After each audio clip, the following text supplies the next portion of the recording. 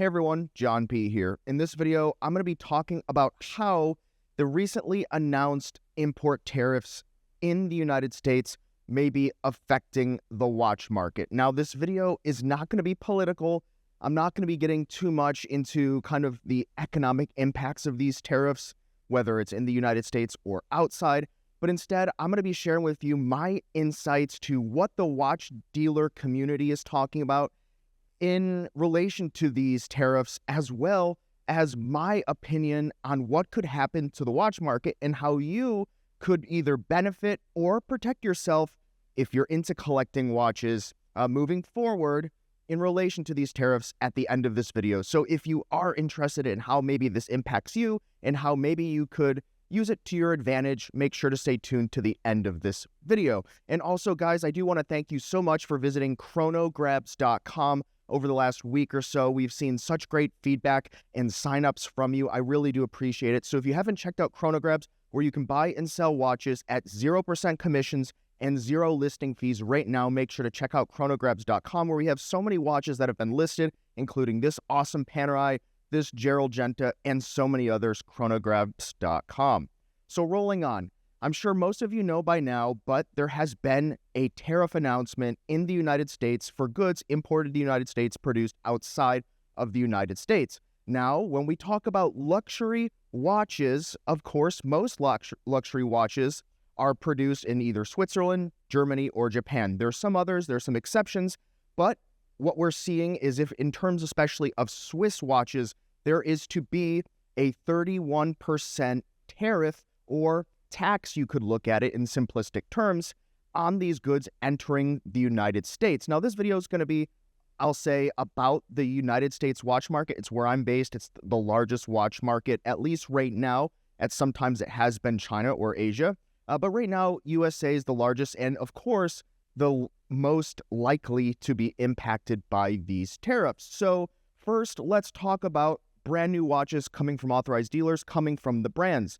The watches will start in Switzerland, where they are produced, and then they are brought into the United States, and there is a tax to be paid when you import goods into the country. Now it's to be 31% on Swiss watches imported. Now, that is either going to raise the price by 31%, or what would happen is maybe the brands and the authorized dealers would split that tariff or tax in some kind of a way to try to help the consumer.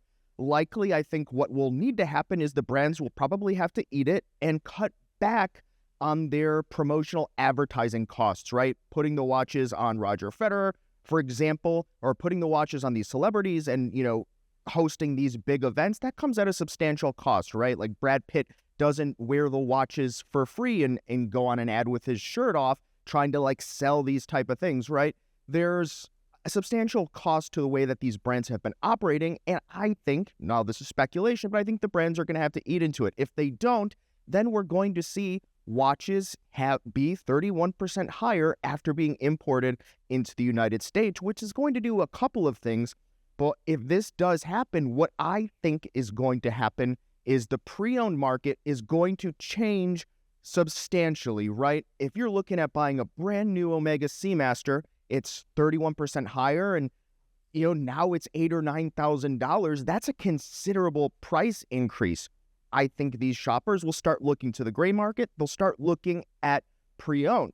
Now, if you follow this channel or you follow the watch industry, you know that the watch market is down considerably from its peak, both in terms of watch pricing as well as demand in the marketplace. It's not as important for people to buy a luxury good, including a watch, when perhaps they see their 401k down, they see their retirement down, they start focusing on the essentials.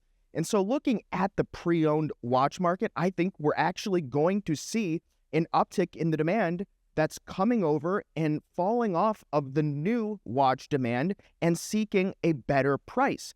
I myself have always been an advocate of pre-owned watches. I bought this Omega Speedmaster Grayside pre-owned. I was a pre-owned dealer for quite a long time with Delray Watch. I have a marketplace now where anyone can trade any kind of a watch, including pre-owned watches. So I've always been an advocate of a better value watch, horological bang for buck, as sometimes I call it. And I think what we're going to see is more people buying pre-owned, which in my opinion, is going to create some type of a price floor.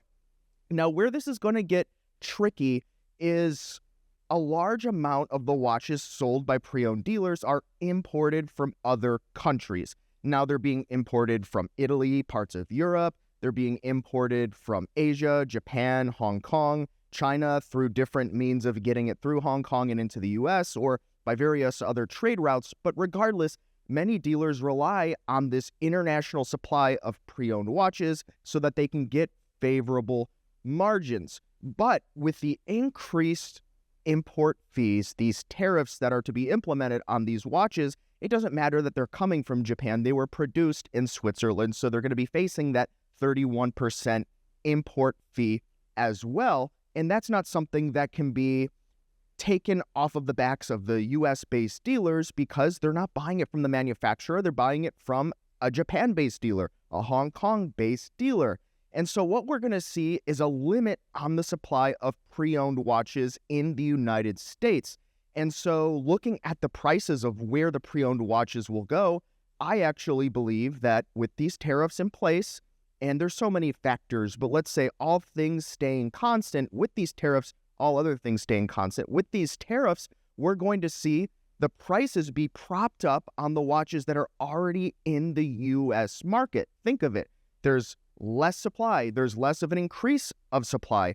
Less new watches are being sold, which in turn makes there being less new watches converted to pre-owned when they go to trade them in or sell them. So we have a limit on the supply, and that is good in certain situations, and it's bad in other situations, depending on where you are in the deal. Now, if you have a watch and you've been collecting it and you've been price sensitive, and maybe you've felt like you bought a watch and it lost all this value, I think we could be limiting a further loss of value of that watch, and perhaps even an increase in value to make up for some of the lost value that we saw over the last couple of years from the peak of the market fall down, right? Because there's less watches entering the country and less watches converting from new to pre-owned, limited supply, which means as long as the demand doesn't plummet further than the change in increase of supply coming from these other countries, you should do favorably in this situation. Now, if because we enter a recession, or perhaps we're in a recession because the data is often, there's quite a considerable lag in economic data reporting on these things. Well, if we're in a recession, people just aren't buying watches even more, sure, the prices could continue to go down. But if that doesn't happen, the prices may even go up.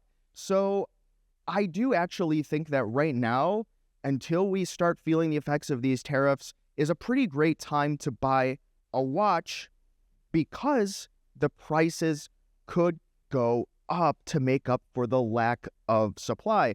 Now, this changes so many other pieces of the equation when we talk about how the dealers work, how they trade between each other, and as well as the exchange of inventory between people. But I think largely this could actually help out those that like to buy and sell pre-owned watches.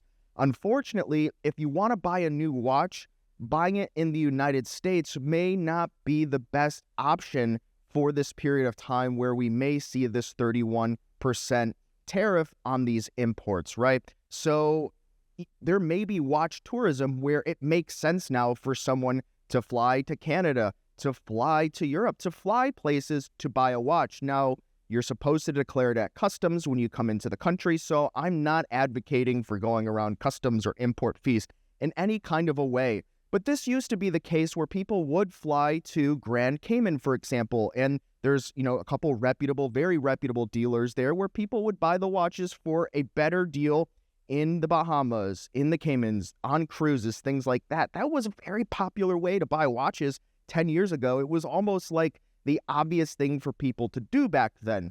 So once again, I'm not advocating for it, but I think we could see a trend happening where watch purchasing tourism happens for someone that wants to buy a new watch. So while I'm not a trained economist, I have been studying the watch market for 15 years, and I do believe that what I've mentioned in this video is likely to happen, all other things being constant, but I would love to see and hear your opinions and thoughts in the comments below. And guys, please do not forget to check out chronograbs.com, where you can buy and sell watches at 0% commission and 0 listing fees right now. And if you sign up for an account, I'll be doing a watch giveaway in the future for a considerable watch. I've said that last couple videos. It's on my list of things to do, but I think you're going to like it. So please make sure to check out chronograbs.com, and I will appreciate it. And guys, thank you so much for tuning in. We'll see you next time. You've been chatting with John P.